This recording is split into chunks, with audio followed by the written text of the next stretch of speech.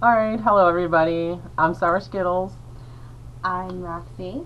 and she's going to be joining me for probably a lot of my videos coming up and everything. I just want to introduce you to her. She's like my best friend and my wifey from Facebook anyways. And Facebook would let me put it up there. I know, right? Because it doesn't let you since kind of got my boyfriend and everything. Go figure, right? Anyways, I haven't forgotten about all my YouTubers and my subscribers and everything. I have a huge laundry list of topics to go over with you guys, of different questions that everybody wanted me to answer.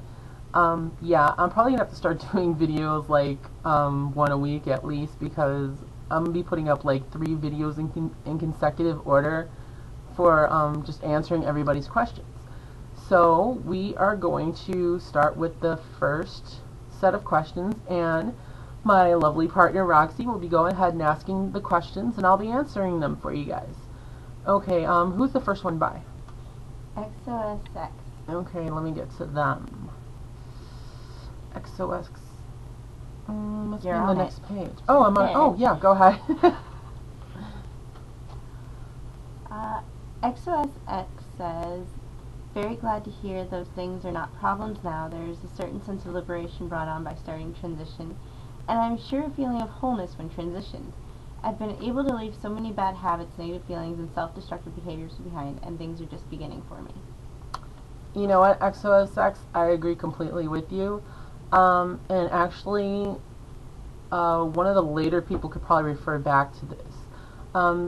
Those negative habits and those bad feelings and the destructive behaviors actually really doesn't have to do with the transgender part of it so much. It actually has to do more with depression. Depression on its whole, you have a lot of negative feelings, self-destructive behaviors, bad habits, and a lot of times we'll either end up trying to quell those bad habits, or not the bad habits, but the depression with bad habits, because we're trying to replace what's happened. Until we actually get out of that depression and we eliminate those negative habits, that kind of happens that way. Well, I hope that one was helpful for you. Our next one is Heather Vampy. And Heather Vampy says, I love your videos. They're very informative. Keep up the wonderful job. I have a question that I need to ask if I may. My question is, how do you speak in the back of your throat, or do you need to do that when you're or do you need... Yeah, I think she missed a word there. Okay. Or do you need to do that when you're Probably using a feminine voice? using your feminine voice? Okay. Last question. What brand of volumizer product do you use? Okay, I well... can answer the last one. Alright, well, you can answer the last one then. Okay, so speaking from the back of the throat, let's see. Question is how you speak in the back of my throat. Well, that's actually going to answer probably a question of one of my people coming up too. I didn't just start in the back of my throat. I actually started in my chest and worked my voice up through and up to the top of my throat. So think of it almost kind of like in levels, because like most males when they're talking, they speak from their chest. Well, probably most people speak from their chest. But for genetic males, they need to raise that voice, and I did it by bringing it up into my throat, which kind of worked out really well for me. Let's see, and do I need to do that when using feminine voice? For me, I actually prefer to have it right there when I'm using a feminine voice, and now for me, it's just like that all the time. I don't even think about it when I'm doing it. Like when I wake up in the morning, it's not like I have to consciously think about switching my voice. This is just my voice now. And you have the last part. Right. The volumizing products that we both use actually is the Guarana Berry Body Shop product. It's the foaming volumizing mousse.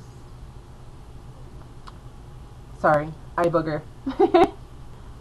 Okay, let's see. Our next person is... Oops. Let me go back. There we go. Let's see. Oh, yeah. Have fun with that. Okay, the next question is from Dejanite person. I'm sorry, I really cannot pronounce your name. Let me try. I think it's Javi Yadajana Dani. But yeah, we're going to call you Dijon. because either way, it's still awesome. Yes. What advice would you give to trans women who still grow facial hair that would look, but who still grow facial hair but would like to wear makeup? I'm sorry, I have not had a lot of sleep, but would like to wear makeup that's natural looking. Did you have to live with that horror? I'm one of these trans women, but I prefer not to wear any makeup at all. I pass better without it. My facial hair is thinned out and grows back at extended time intervals, but I still have to shave them off every day. But that's not good enough to wear natural looking makeup. Well, I can say this as a woman, you could probably just do what other women do. Defloratory bleach or waxing. Those always help really well. Yeah. And when it comes to natural looking makeup, you always want to start with a facial primer. Oh, another thing too is that once you actually start your hair removal treatments, do not do the waxing or the bleaching, because with hair removal treatments, unless you're doing it's gonna suck. well, more than that, the actual medical reason behind it is that for like laser hair removal, it only works for dark follicles. Like blonde trans women would not be able to use the laser hair removal because the hair follicles are too light. You actually would have to use what's the other hair removal one I'm thinking of? Nair? No, not Nair. Oh. It's the one where they use the needle and poke it into the pore. Ow, threading. No, that's not threading. No, Threading's with a thread. Why did I say threading? I don't know know. what you're talking about. Ow. Anyway, someone else knows what I'm talking about, but I just can't think of the word right now. But yeah, you can do that. Let's see and check the time where we're at right now. Okay, we still got enough time for at least one more question. Let's see, I think that's everything for Dijon. Okay, so our next question, I believe, is by Starlet Jessie. I misread that. Oh, really? What you thought it was? I read that as Star Tits. No, it's not Star Tits. It's Starlet Jessie. Well, we know it's on my mind. Alright, go ahead. Read the next one. Okay. Starlet Jessie says, I definitely can relate to the depression and suicide thoughts at the beginning. I'm at my 2 month of HRT, and a lot of my depression has been washed away. It's amazing. Your video is an inspiration, and it gives me a view of hope for the future. Maybe I'll get the guts to start a vlog here. Okay, well, Starlet Jessie, first off, I'm glad I've inspired you.